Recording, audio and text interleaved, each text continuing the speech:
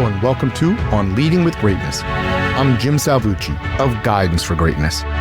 This week's installment, the only legacy a great leader needs, changing the world.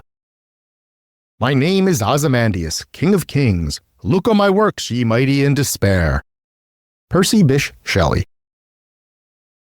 When you're young, the world's your oyster. You have all the time in the world. It's the time to live for the moment, to seize the day. This day is the first day of the rest of your life. Life moves fast, so live it to the fullest, and all the other cloying and unhelpful cliches. Frankly, the young just don't care much about legacy, with all that time they have left. Legacy is for the long run. It's a game best left to the gray-haired folks shuffling toward retirement. But is that true? In reality, legacy is the culmination of all your experiences and efforts throughout your life, and not just who or what you are in the end. That means the sooner you consider legacy, the sooner you can start shaping yours. For leaders, legacy is paramount. But the leader's legacy is not about self-congratulation and ego-stroking. In fact, the leader's legacy is largely the result of leaders just doing what leaders do, making a significant impact that happens to reverberate long after they've left the building.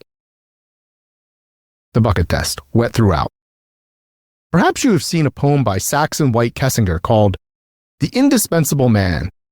In it, he writes, "Take a bucket and fill it with water. Place your hand in it up to the wrist. Pull it out and the hole that's remaining is a measure of how much you'll be missed. You can splash all you wish when you enter. You may stir up the water galore, but stop and you'll find that in no time it looks quite the same as before." He's talking about the mark you leave behind when you depart a situation, which he says is none at all. So what's the point of trying if we're all replaceable? But wait, great leaders know this is mostly bunk. Sure, no one is or should be indispensable. Indispensability is just a sign of a broken culture. And true leaders don't really fret much over whether they're missed. That said, great leaders by default leave a mark that will long outlast them. Not content with splashing around a bucket, they seek to transform the contents of that bucket for the better and maybe upgrade the bucket itself before they go. I'll leave off the bucket metaphor now, but leaders are in the business of transformation and improvement. In short, leaders are in the business of legacy, a legacy that can change the world. The legacy challenge, more than just marble and name plaques.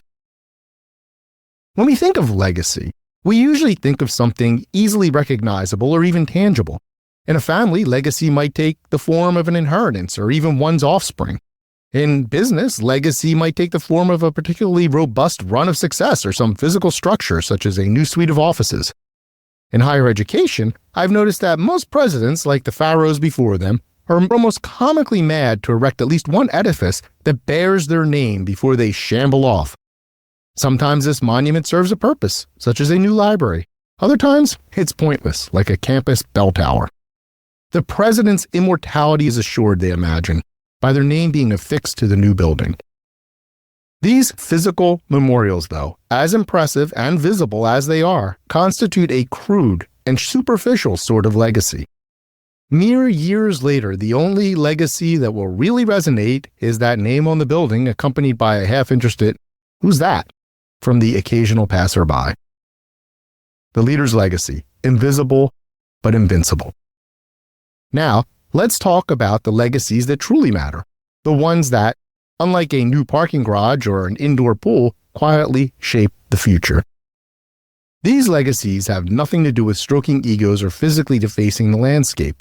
These are the legacies that genuine leaders, the ones who really get it, naturally cultivate just by practicing good leadership, and they take two forms. 1. Establishing resilient systems that are sustained by healthy cultures. 2. Creating and empowering other great leaders. Systems and cultures, one aspect of legacy.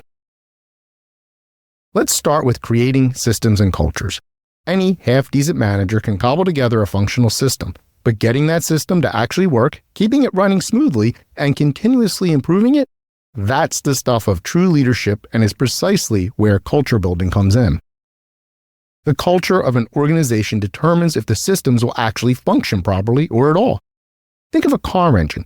You can build the engine and fuel it properly, and it will start just fine. But to keep it running smoothly, you will need to lubricate it with oil.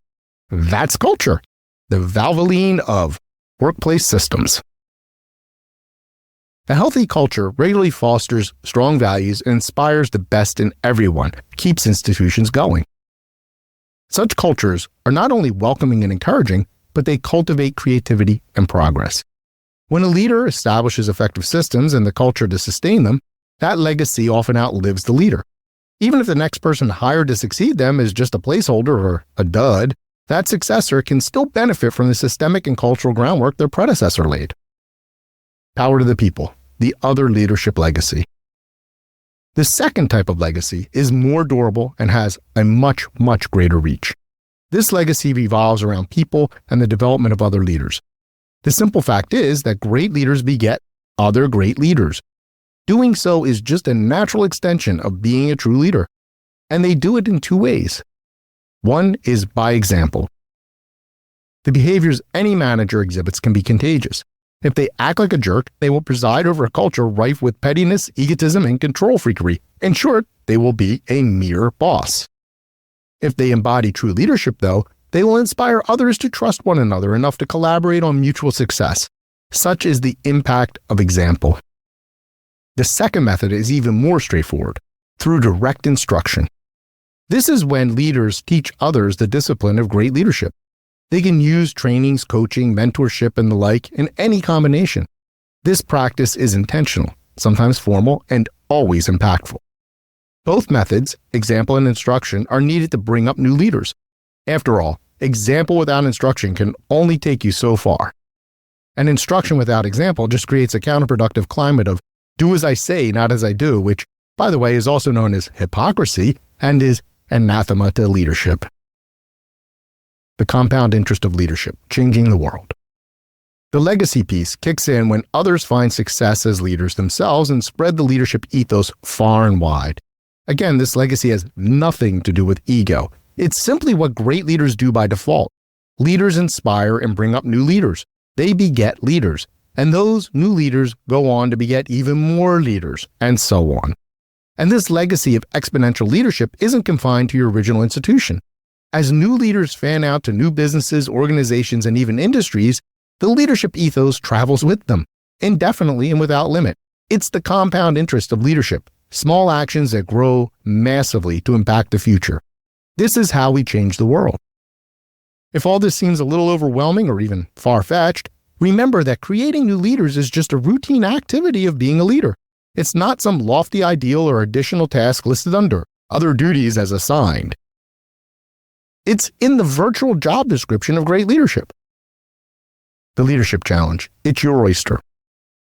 As a leader, contemplating your legacy as I've described it isn't an exercise in self-indulgence. It's a crucial part of your role that demands immediate attention. If you're not busy creating solid systems, cultivating positive cultures, and nurturing new leaders, then what exactly are you doing? I can tell you this, you're not leading. No, great leaders are preoccupied with legacy, not out of self-regard, but because the values and behaviors of leadership are not one-offs. A leadership without lasting impact is no leadership at all because leaders, by definition and inclination, shape the future. They lead today to forge a better tomorrow. So get cracking on that legacy now. Whatever your age, look around. Institutions all over are desperate for new and better systems and healthier cultures. Even more chronically, the whole world is crying out for better leaders. We see it everywhere in every aspect of life. All that's required is that you lead well.